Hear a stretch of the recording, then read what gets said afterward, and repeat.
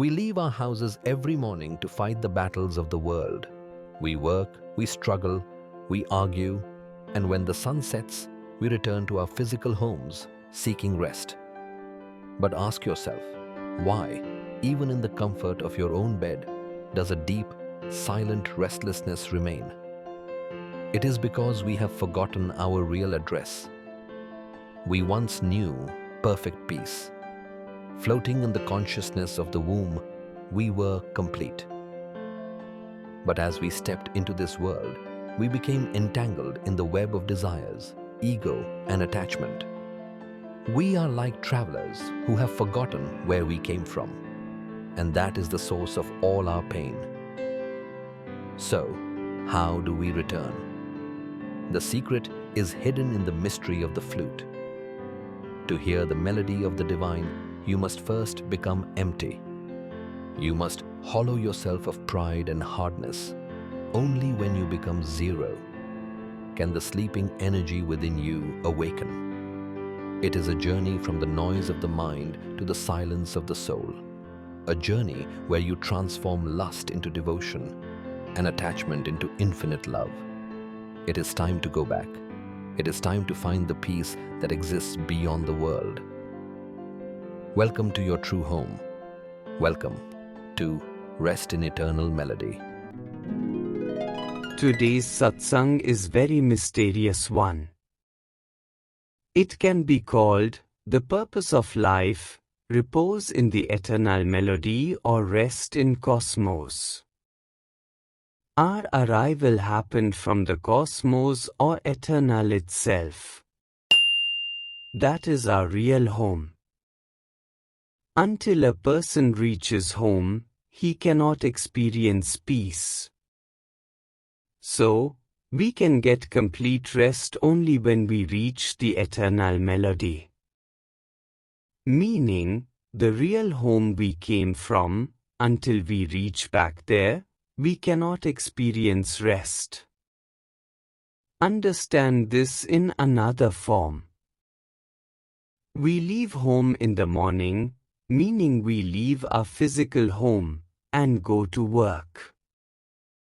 We work all day, we get entangled with someone at work, fight or argue with someone, and when evening comes, we return to where we started, to our home.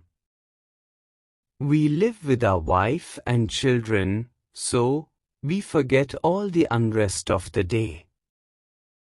Eating food, staying with children, we experience rest and go to work again the next day. So, this is our daily routine, going to work and coming back home. Only by coming home do we get rest. But the home from which our soul came, the eternal from which it came, for many years, since we took birth, we have not even entered that home. We have forgotten it and are living our life in this world. Since we are not in our real home, we feel pain every day. As we all live in this world, everyone has pain in some form. Someone has physical pain, someone has money trouble, someone has trouble with their children, someone has trouble in their field of work. If we go to our real home, rest there for a few days and come back, then all our pains become zero. But the question arises, how to go to that real home? Living in this world, we are bound by our desires. We are bound by lust, anger, greed, attachment, and ego. We want to achieve something in life. We are so busy, and in this busyness, we have forgotten our real home. When we are in too much pain, then we remember that real home. If you say it in another way, we remember God because He is our real home. We are all born from a mother's womb. In the mother's womb, we were in complete peace. We used to get food from the mother and rested in the womb. We lived with our consciousness. And in the womb, we could move up and down too. Science has made such a tank, in which everything is just like it is in a mother's womb. In the mother's womb, the child lives in water but does not drown, and remains peaceful. So, science has made such a tank, put special salt in it, so that even the biggest person, even if he does not know how to swim, will not drown and can move peacefully from here to there like in a womb. Arrangements for milk like mother's breasts are also made in it so the person can remain completely peaceful so that for some time he forgets the problems of his life. In this state, a person can live with his mind, but cannot live with consciousness like a child was in the mother's womb. He lives with the mind, the speed of his breath slows down and he feels very peaceful.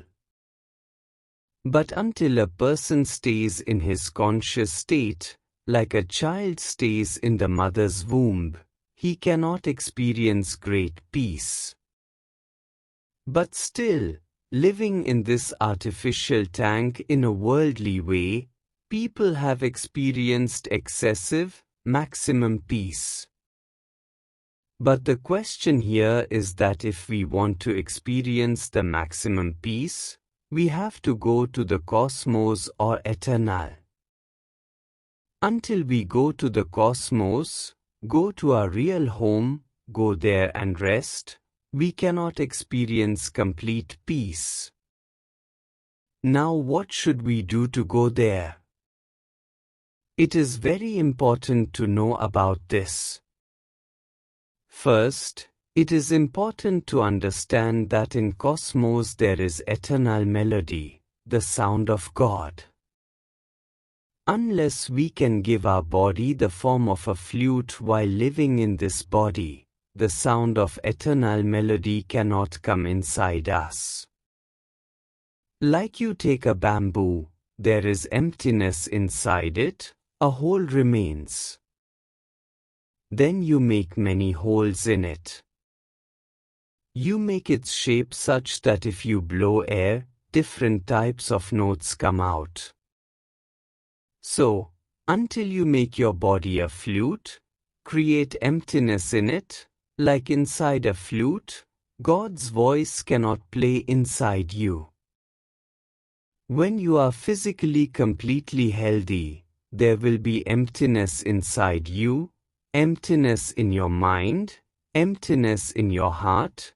Your breath will move minimally, so that emptiness comes. Then even if you blow a little air, a singing note will come out. When this state of our body comes, and then we take God's name in our body flute, a melody is born.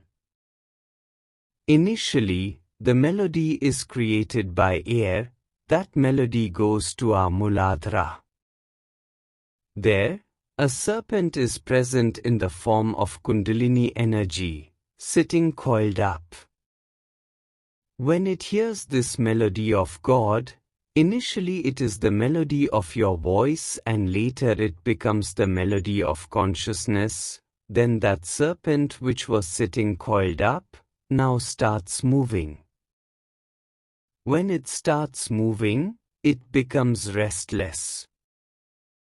Just as a snake starts dancing to the instrument, similarly our Kundalini energy also comes into a dancing state and finding no path, it passes through our back, through the spinal cord, crossing different chakras, finally reaches the Sahasrara chakra and from there its journey into the infinite begins.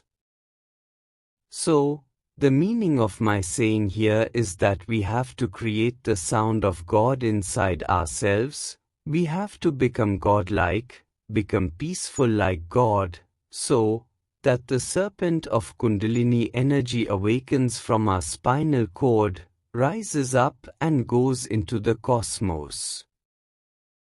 Not only this, there is attachment in our life, there is pride.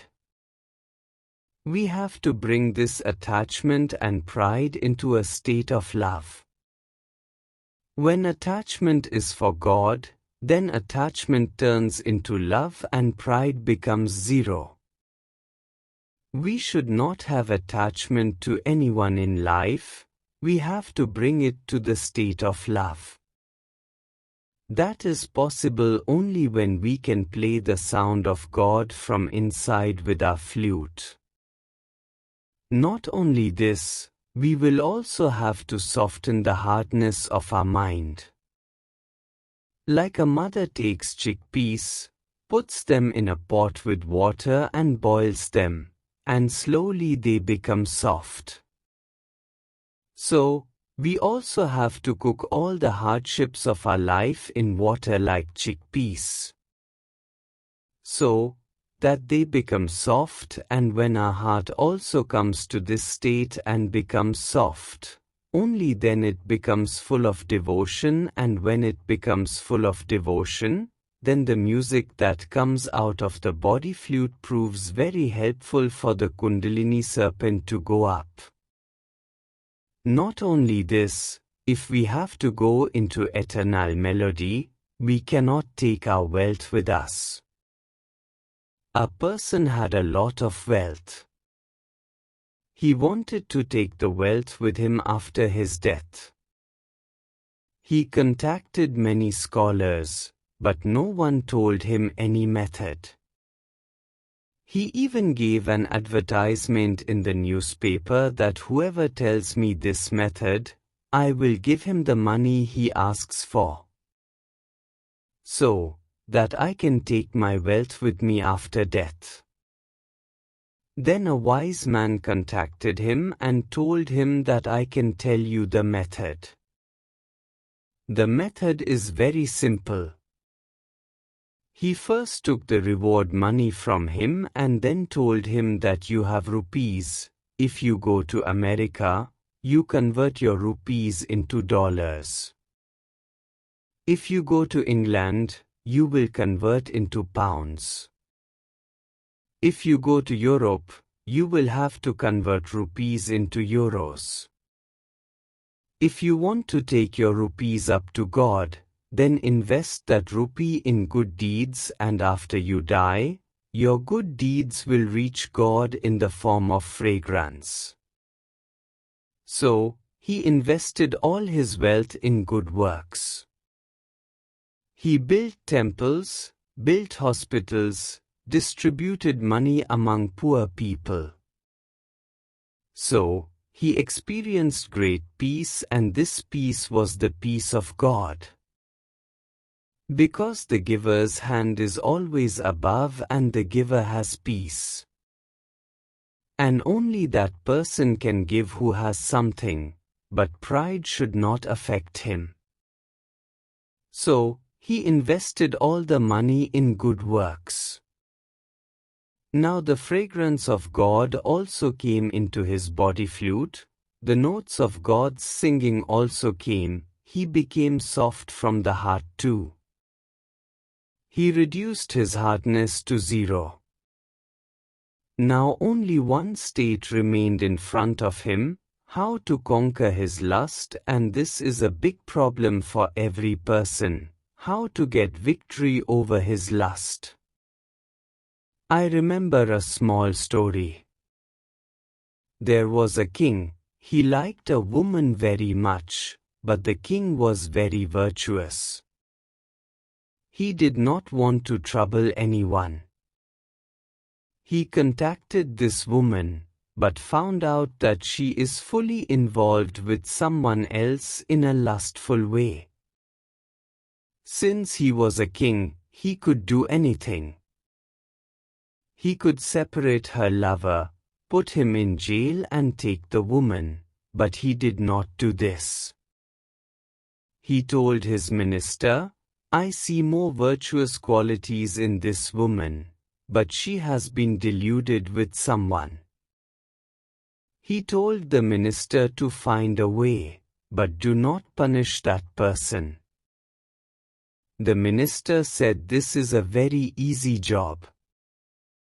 For a small crime, he arrested the person and this woman and as punishment tied them to a tree and did nothing else, just kept them tied to the tree. Whatever desire they had to eat, whatever they wanted, everything was fulfilled, but kept them tied to the tree. Did not tie with hardness, tied with softness only. Now when the person eats, lives there, the dirt of the stomach will also come out. Tied to the tree, they spent 1 or 2 days with love, but could not get separated from the tree. Then in a day or 2, they started hating each other because both were living in filth. Eating became distant. When there is filth, lust also runs away. In the end, they both became so angry at each other, started using wrong, abusive words for each other. When this state came, then the minister untied them who were tied to the tree. The person went to his home and the woman, she felt that the king wants me so much, so she came to the king with her whole heart. Now the lust inside her was finished. When lust was finished, the king was a divine form. When lust ended, love was communicated, devotion was communicated. When a person rises above lust, when lust becomes zero, then only devotion comes. Whether it is lust or devotion, the energy is one. The energy was transformed, she rose above lust. Similarly, Rumi has written a very good story that a king was in search of such a woman from whose face the divine power of God was visible. He found such a woman. He brought her to his palace. But after coming to the palace she fell ill. They got many treatments done but she was not getting well. Then he called a great Hakim. The Hakim said, "I want to know her life." When she was contacted, the woman said that I love a goldsmith. So, asking the king, he called the goldsmith and the woman got well. Rumi writes that she was married to the goldsmith. Since he was a Hakim, a physician, after marriage gradually he was fed something such that the goldsmith's skin got spoiled. Now the woman started hating the goldsmith. Now she moved away from that lust.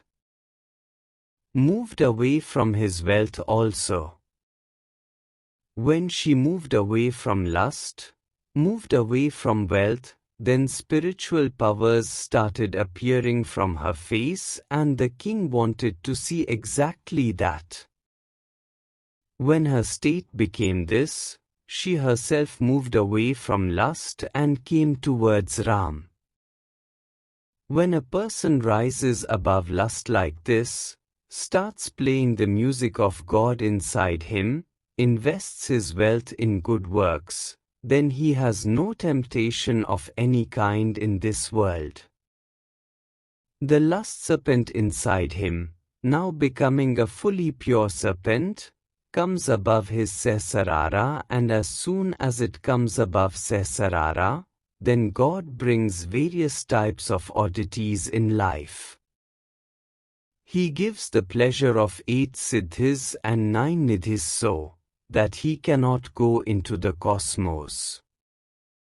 But when a person does not get attracted towards this and his Kundalini power, that white serpent, which came out of Muladhara in black form, now became white, after passing through Sahasrara, did not fall into the attraction of 8 siddhis and 9 nidhis either, then he came into eternal melody, reached his home. This is his real home. He came into the world, now he rejected all the temptations of the world. No desire remained. Neither desire for lust, nor desire for wealth, nor desire for the pleasure of 8 siddhis and 9 nidhis. Then he started resting in cosmos or eternal, and the repose in the eternal melody is so pleasant that the whole universe becomes his. Whatever we offer to God, whatever food we offer or fruit we offer, we eat it ourselves, God only takes its fragrance. That fragrance of God comes into the eternal melody, into the cosmos. And the soul that reaches there enjoys all the substances of the universe, just like God does. All the flowers of the world leave all their fragrance in repose in the eternal melody only. Even there, the one who rests in cosmos, only he gets this pleasure. Since he came to cosmos or repose in the eternal melody while living in physical form, he rests there and then goes into the physical body, does physical work, and when he wishes, he comes back to cosmos again. If such a great state comes in a person's life, then even if he lives in the world, he is with God. If he lives in eternal or cosmos, he is with God in his real home too. All his powers go from Brahmalok to Patal Lok, come from Patal Lok to Brahmalok. He can rest in every way. This is possible only, as Nagarjun has said in very clear words, when you become zero in life, when you have no desire left, when there is no desire, then you are zero. Then you can go to cosmos very easily. Can rest there. There is so much peace there, you are with your soul there too, there is more peace than the womb. God's fragrance is all around. You have such a great palace of the universe in front of you, roam wherever you want, live wherever you want, you will experience so much peace that there will be no difference between you and God.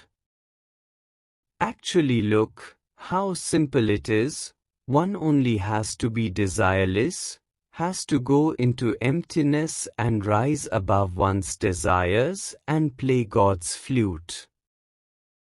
God's flute plays just by that consciousness. With that flute only the Kundalini power takes your consciousness into the universe and dance of Shiva happens in the universe, like Lord Shiva does.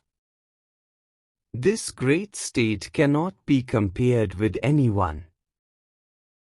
This is repose in the eternal melody. This is the goal of life. And attaining complete peace in the universe can be accessible only by God's grace. Thank you.